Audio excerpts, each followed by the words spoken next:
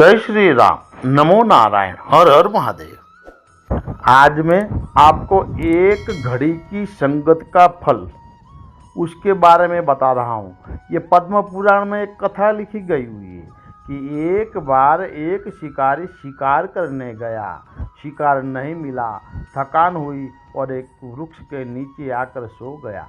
पवन का वेग अधिक था तो वृक्ष की छाया कभी कम ज़्यादा हो रही थी। डालियों के यहाँ वहाँ हिलने के कारण उनको धूप आ रही थी। वहीं से एक अति सुंदर हंस उड़कर आ रहा था। उस हंस ने देखा कि वह व्यक्ति बेचारा परेशान हो रहा है, धूप उसके मुंह पर आ रही है तो ठीक से सो नहीं पा रहा है। तो वह हंस पेड़ की डाली पर अपने पंख खोलकर बैठ गया ताकि उसकी छांव में वह शिकारी आराम से सोए। जब वह सो रहा था तभी एक कौवा आकर उस डाली पर बैठा, इधर उधर देखा और बिना कुछ सोचे समझे शिकारी के ऊपर अपना मल विसर्जन कर वहाँ से उड़ गया। तभी शिकारी उठ गया और गुस्से से यहाँ वहाँ देखने लगा और उसकी नज़र हंस पर पड़ी और उसने तुरंत धनुष बाण निकाला और हंस को मार दिया।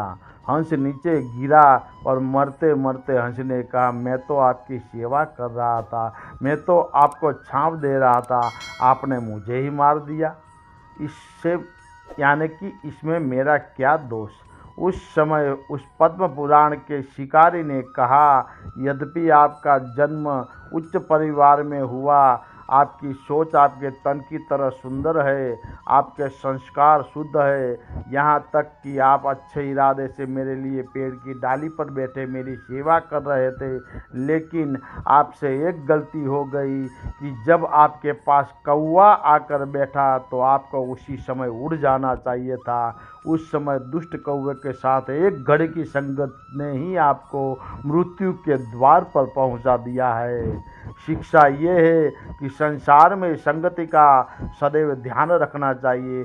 जो परमहंस है उन्हें कौवों की सभा से दूरी बनाए रखना चाहिए। कबीर साहब भी कहते हैं कि मनुष्य जन्म पाकर सच्चे लोगों की संगत करनी चाहिए और भगवान के गुण गाने चाहिए। जय श्री राम, नमो नारायण, हर हर महादेव।